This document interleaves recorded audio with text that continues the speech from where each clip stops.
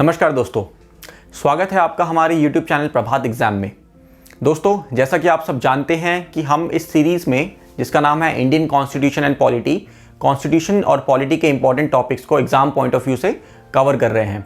इस सीरीज़ में हम ऑलरेडी 2 वीडियो बना चुके हैं और ये इस सीरीज़ की तीसरी वीडियो है। इस वीडियो में हम पार्ट 1 ऑफ द कॉन्स्टिट्यूशन को कवर करेंगे। तो दोस्तों, अगर आपने चैनल अभी तक सब्सक्राइब नहीं किया है तो सब्सक्राइब कर ले ताकि आपको रेगुलर अपडेट्स आते रहे। शुरू करते हैं आज की वीडियो बिना कोई टाइम वेस्ट किए। पार्ट 1 ऑफ इंडियन कॉन्स्टिट्यूशन, इसमें आर्टिकल 1 to 4 कवर होते हैं। आर्टिकल 1 का नाम है name and territory of the union. जैसा कि आपको आर्टिकल 1 के नाम से ही पता चल रहा है कि ये आर्टिकल डील करता है यूनियन ऑफ इंडिया के नाम से और इसकी टेरिटरी से। दोस्तों, जैसा कि हम सब जानते हैं, इंडिया एक फेडरल कंट्री है, ना कि एक यूनिटरी कंट्री। उसके बावजूद इंडिया का नाम आर्टिकल 1 में यूनियन ऑफ इंडिया रखा गया है। इसके 2 कारण हैं। पहला कारण यह है कि इंडियन फेडरेशन जो है वो किसी तरह की अग्रीमेंट से नहीं बना है, जैसे कि अमेरिकन फेडरेशन। दूसरा कारण यह है कि स्टेट्स के पास सेसेशन का, यानी कि अलग होने का हक नहीं है। They have to stay in the union of India. Article 1 sub clause 3 में लिखा गया है कि यूनियन ऑफ इंडिया में states, union territories and the territories that may be acquired by the Union of India at any time, ये तीनों type की territories included हैं। अब मूव करते हैं आर्टिकल 2 पे। इसका नाम है एडमिशन और establishment of new states.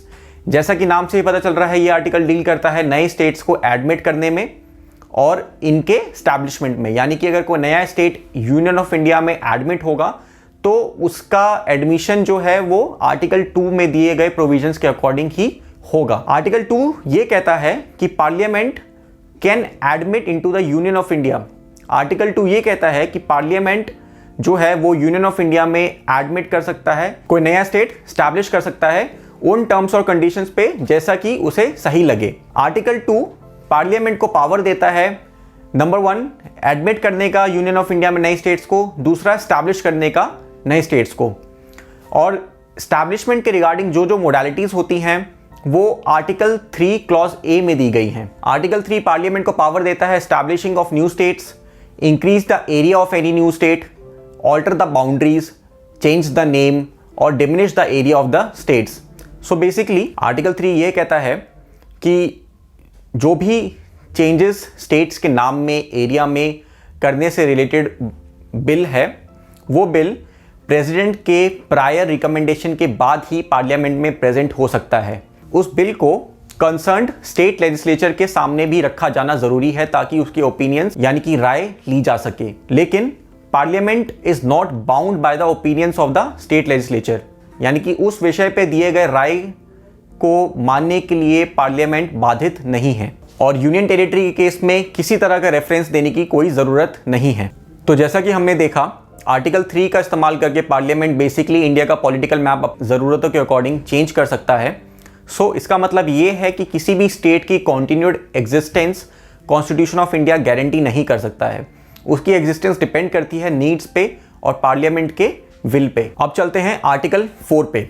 Article 4 ये कहता है कि कोई भी बिल जो कि आर्टिकल 2 और आर्टिकल 3 में मेंशन्ड पर्पसेस के लिए हो, यानी कि कोई नया स्टेट स्टैब्लिश करने के लिए या फिर किसी स्टेट का नाम बदलने के लिए, उसका एरिया बदलने के लिए या फिर एक्सेट्रा एक्सेट्रा, इस बिल को अगर पार्लियामेंट में प्रस्तुत किया जा रहा है, उस अमेंडमेंट को आर्टिकल 368 के रूल्स को फॉलो करने की ज़रूरत नहीं है। यानी कि एक सिंपल मेजॉरिटी से इन चेंजेस को लाया जा सकता है। पर यह बात ध्यान रखी जानी चाहिए कि बेरूबारी यूनियन के केस में सुप्रीम कोर्ट ने यह कहा था कि जब भी भारत की टेरिटरी को किसी और कंट्री को दिया जाता है तो उस बिल को 368 की फॉर्मेलिटीज़ को फॉलो करना ज़रूरी है। यानी कि उस अमेंडमेंट को 368 के अमेंडमेंट के तौर पे ट्रीट किया जाएगा, अदरवाइज वो सिंपल मेजॉरिटी से पास किया जा सकता है।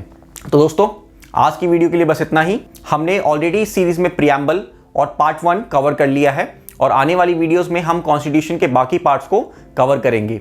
अगर आपको ये वीडियो पसंद आई हो तो प्लीज़ लाइक करें और सब्सक्राइब करें और अपने दोस्तों के साथ शेयर करना ना भूलें।